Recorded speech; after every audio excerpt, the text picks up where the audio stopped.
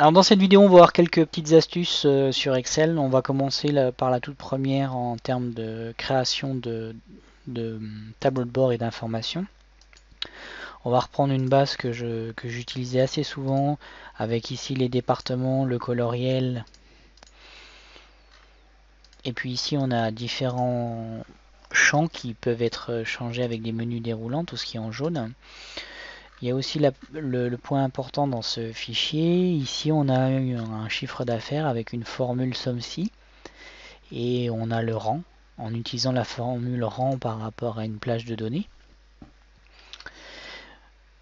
On a également ici un tableau de bord avec les régions de France. En cliquant dessus, on a un surlignage de la zone concernée en vert avec ici, suivant le clic réalisé, un retour avec la région, le chiffre d'affaires, le pourcentage et le classement. Et ici, on a différents indicateurs.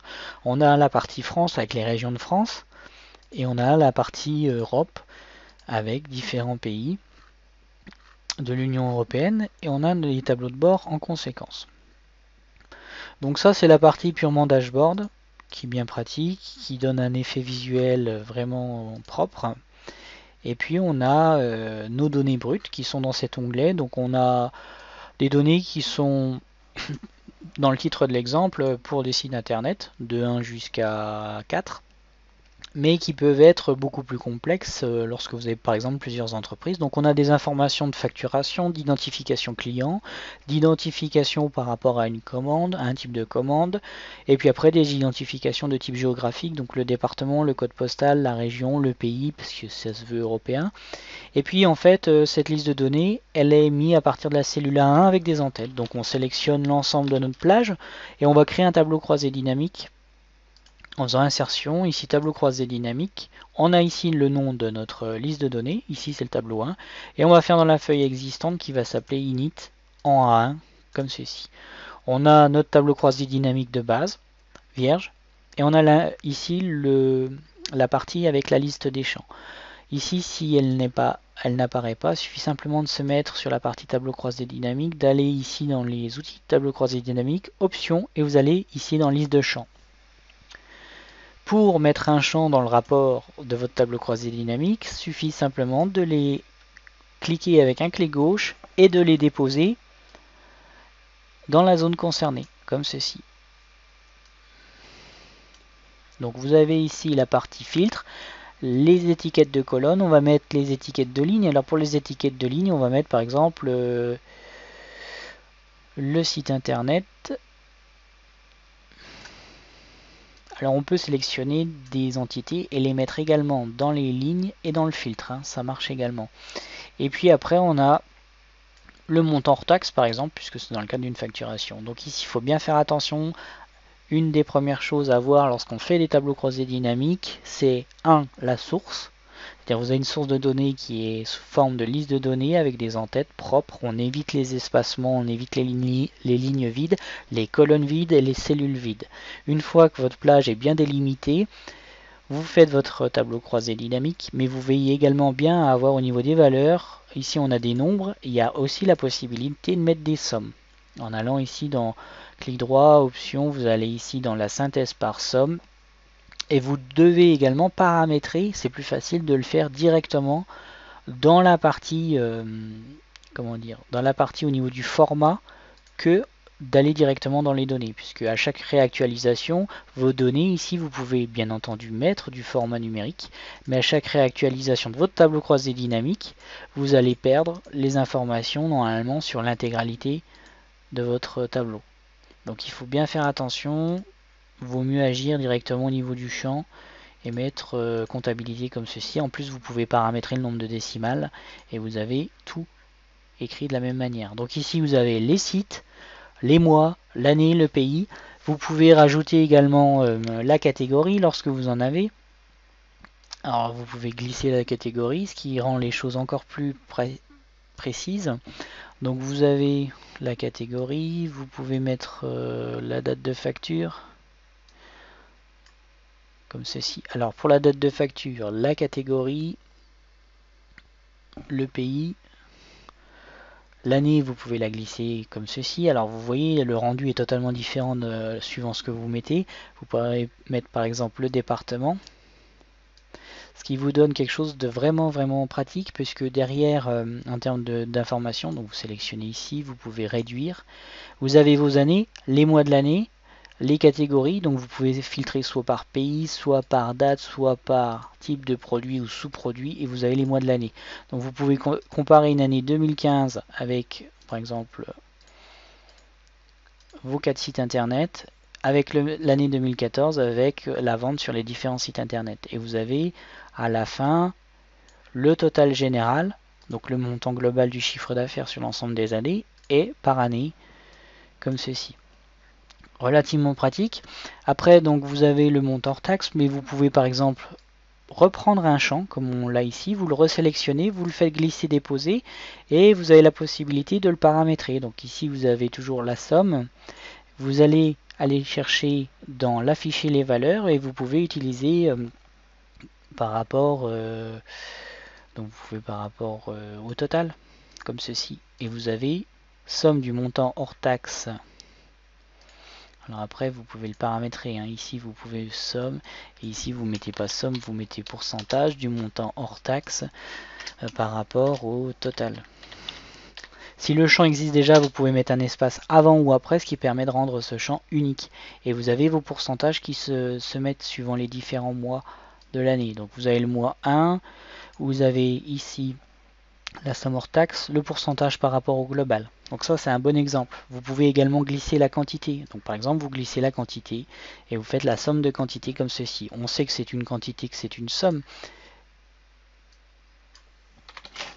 Vous pouvez agir sur le champ comme ceci. Pareil pour le montant hors taxe. Le montant hors taxe, comme ceci.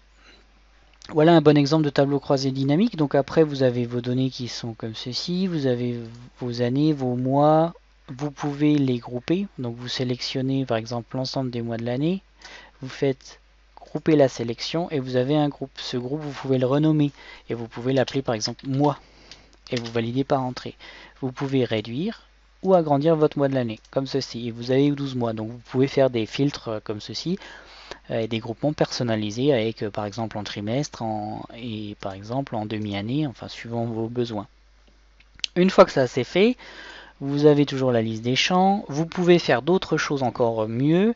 Vous pouvez utiliser pays, on peut enlever les catégories, on peut enlever les dates, on peut mettre le site par exemple. Et vous avez ici les départements, on va les enlever. L'année, on va l'enlever. On peut mettre le mois ici, comme ceci. Les valeurs, on laisse. Après, au niveau du montant, on va le laisser. Celui-ci, on va le supprimer. La quantité, on va la supprimer également. Et on va rajouter un montant, comme ceci. On le glisse. On va le renommer. On va l'appeler différence de montant, comme ceci. Et on fait une différence par rapport. Et après, on va aller chercher... on peut aller chercher les mois ou les années. Donc ici on a les mois. On peut faire par rapport aux années. Et on va aller chercher par rapport à l'année 2014 par exemple. Donc on a les mois. Donc on a les mois. Il faut qu'on mette les années. On va les mettre ici. On aura nos années comme ceci. 2012, 2013, 2014. Les différences de mois entre les différents chiffres d'affaires relatifs aux années. Et ici, on peut, dans les paramètres de champ, somme différence par rapport à l'année 2014, comme ceci. Et là, voilà, on a les différents mois de l'année, les années et le différence hors taxe entre les différents chiffres d'affaires. Bien sûr, vous pouvez vérifier l'ensemble de ces informations au fur et à mesure que vous faites vos tableaux croisés dynamiques suivant les données que vous avez. Donc voilà, ça c'est un deuxième cas. Lorsque vous avez vos tableaux croisés dynamiques, là on a un cas où on a une source qui appartient à un tableau, donc l'actualisation lorsque vous allez ajouter des lignes se fait bien, et quand vous allez ajouter des colonnes également, puisque derrière vous allez avoir le petit symbole en bas à droite de votre liste de données qui va implémenter la base comme ceci. Dans le cas où c'est pas un tableau, justement, il existe une astuce. Donc vous allez dans les gestionnaires de noms et vous allez vous créer une base de données. Alors pour créer une base de données, ce qu'on va faire, c'est qu'on va prendre un extrait de celle-ci sur quelques lignes et quelques colonnes. On va juste prendre ceci, on va faire un copier. Autre chose importante, on va faire un collage spécial uniquement de valeurs dans le cas de notre exemple. Pourquoi? Parce que en termes de confidentialité, il faut bien faire attention quand vous avez un tableau croisé dynamique, quel qu'il soit. Donc ici on a celui-là. Vous êtes toujours à même d'aller rechercher les informations correspondantes à ce qui se trouve dans le tableau croisé dynamique. Hormis si vous faites un tableau avec un collage, un copier-coller en collage spécial. Sinon vous pouvez les récupérer les informations. Donc, attention, c'est un des dangers des tableaux croisés dynamiques en termes de confidentialité. Bien veiller à faire un copier-coller avec collage spécial de valeurs si vous faites justement des transferts d'informations à des tiers. Donc vous avez vos données ici. Et là on va faire une insertion d'un tableau croisé dynamique. On va le faire sur la feuille existante. On va la mettre ici. Comme ça on aura tout sur la même plage. Donc vous avez ici pays, facture, facture et date. On va faire du quantitatif. Comme ceci, on a les sites. Ça représente pas grand chose en termes d'intérêt sur le tableau croisé dynamique, mais c'est pour l'exemple. Donc voilà. Et donc en fait l'intérêt, si demain vous rajoutez des lignes, si vous actualisez votre tableau croisé dynamique, normalement il ne se réactualise pas. Hein. C'est l'inconvénient des tableaux croisés dynamiques, la plage est bornée à la ligne 7. Pour pallier à ça, en fait, on peut utiliser le gestionnaire de noms, créer un nouveau nom et utiliser une formule qui est la formule décalée. Alors la formule décalée, on va utiliser la formule comme ceci. Je vais utiliser donc là c'est pas une voice, mais dans le cadre de mon exemple c'est alors c'est quelle feuille? La feuille 3. Alors j'ai une formule de base avec la fonction décalée, je l'utilise en utilisant le gestionnaire de noms, je vais l'appeler base de données comme ceci. Je fais CTRL V et je change mes références au niveau de ma... Là ici c'est le nom de l'onglet. Le nom de l'onglet. Le nom de l'onglet. En fait ça va les déterminer et ça va borner notre plage de données.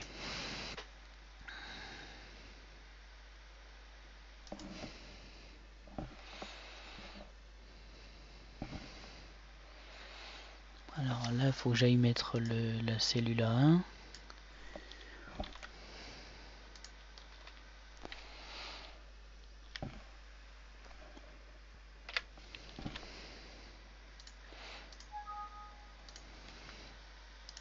Même chose pour ici. Alors au niveau de la base, alors si vous n'y arrivez pas, on peut repartir de la formule égale décalé. Ouvrez la parenthèse, donc on décale par rapport à cette référence.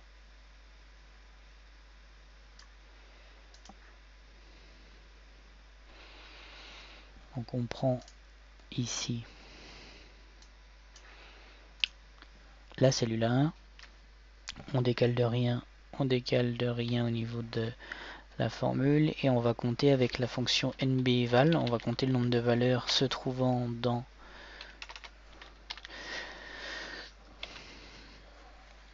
cet onglet par rapport à la plage correspondant à la colonne A. Et par rapport à ça, on va faire la même chose, nbval de F3 par rapport à cette ligne. Je ferme ça, je ferme ça. Voilà notre référence et vous voyez ici la plage est à présent bornée allant de A1 jusqu'à G18. Donc il doit y avoir des...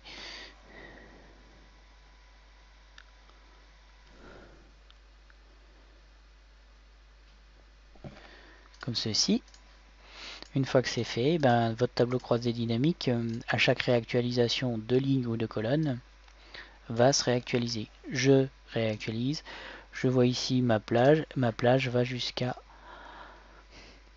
Alors là, je vais...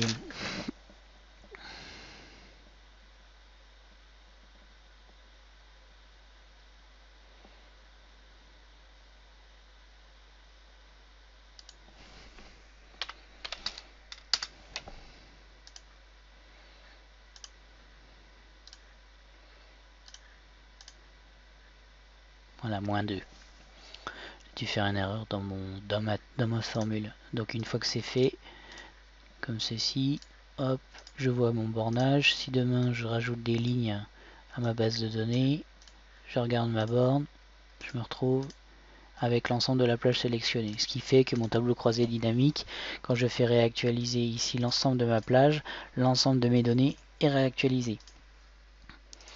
Donc ça c'est un point important. L'autre point qu'on peut utiliser, c'est faire l'actualisation, parce que vous voyez ici à chaque fois je vais dans mon tableau croisé dynamique, option, actualiser, actualiser tout. On peut faire marcher le développeur et faire enregistrer une macro comme ça.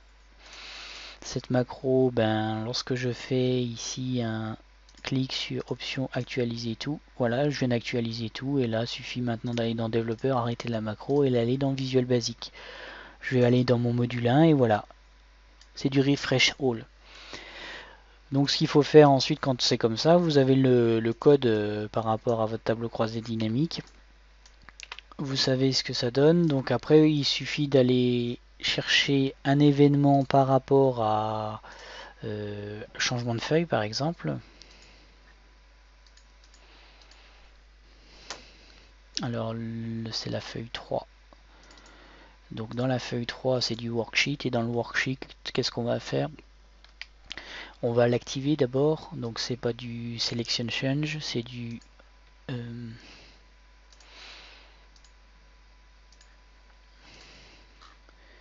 quand c'est activé, qu'est-ce que je fais? Ben, je vais appeler une macro et cette macro je vais l'appeler par exemple TCD. Cette macro va... Donc c'est du TCD, qu'est-ce qu'on va lui faire? On va l'actualiser. Actualiser. Voilà. Donc je prends le nom de ma macro, comme ceci. Dans mon module 1, ben, je vais faire un sub. Sub. Oui, ça c'est normal. Je fais OK, on sub. Et là, ce que je vais faire, c'est que je vais actualiser mon tableau croisé dynamique. Mon tableau croisé dynamique, il faut que je prenne son nom. Donc je vais aller ici dans le tableau croisé dynamique, option. Ici, je vais avoir normalement les options de mon tableau croisé dynamique. Alors, option du tableau croisé dynamique, c'est le numéro 3. Comme ceci, je le prends. Je retourne dans développeur, Visual Basic. Et ici, je mets le nom de mon tableau croisé dynamique. Je retourne comme ceci dans Excel. Et à chaque changement d'onglet, je vais réactualiser mon tableau croisé dynamique. On regarde ici les résultats. Si je supprime les 3/4 de ma liste de données, vous voyez, ça ne change pas. Je change d'onglet, je reviens dans ici, réactualisation de mon tableau croisé dynamique. Ça évite le deuxième danger des tableaux croisés dynamiques, c'est-à-dire la réactualisation des données. La première concerne ici la plage de données pour avoir une réactualisation par rapport à vos données. Le deuxième concerne l'actualisation de votre tableau croisé dynamique. C'est super important d'avoir une réactualisation pour avoir des données en temps réel de ce qui est dans votre liste de données. Donc on a une plage et on a une base de données dynamique maintenant. Il faut bien veiller à avoir une liste de données avec des champs vides et des intitulés de champs comme on l'a là.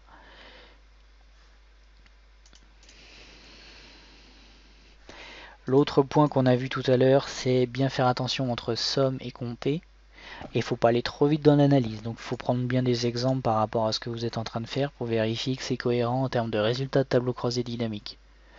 Et autre point important, il ne faut pas l'oublier, lorsque vous faites des tableaux croisés dynamiques, comme on peut l'avoir dans l'exemple que je vous ai fait précédemment, ici, vous avez des données.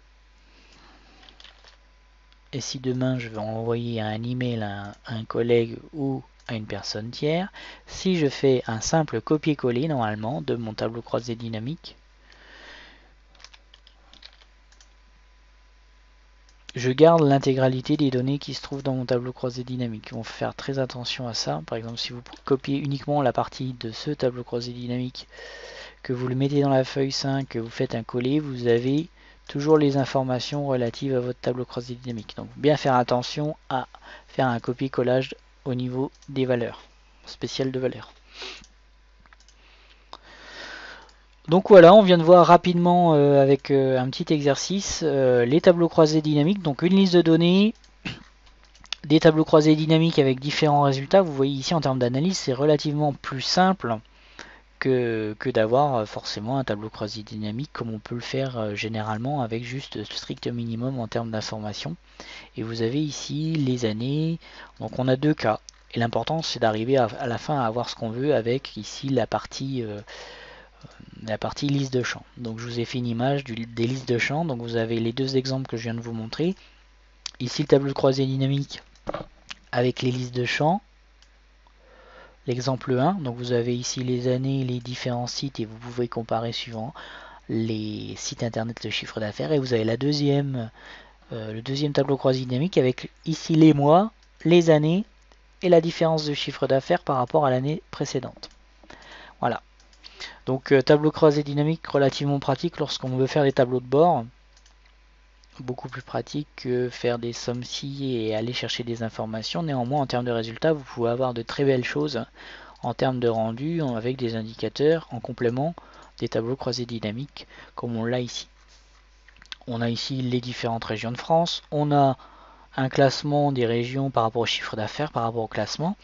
Et après, on a la même chose que les tableaux croisés dynamiques, mais version manuelle, avec ici des choix multiples pour avoir les résultats. Et on a la même chose niveau Europe. Donc au niveau Europe, la même chose en termes, vous sélectionnez le pays, vous avez le résultat des ventes et puis ici un indicateur, suivant ce qui est fait. Voilà pour cette petite vidéo d'initiation au tableau croisé dynamique. Je vous remercie pour votre attention et je vous dis à très bientôt.